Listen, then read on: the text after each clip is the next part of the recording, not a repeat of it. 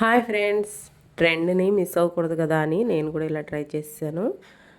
ఇప్పుడు అందరూ కూడా ఇలా ట్రై చేస్తున్నారు కదా, మాజా బాటిల్స్ కానీ ఫ్రూటీ కానీ ఇలాంటి డబ్బాలన్నీ తీసుకొని నేను కూడా 4 మాజా డబ్బాలు తీసుకుని అందులో చిన్న చిన్న పుల్ల ముక్కల్ని ఇలా వీడియోలో చూపించినట్టుగా కుచ్చేసి ఓవర్ నైట్ ఫ్రిడ్జ్లో పెట్టేశానండి.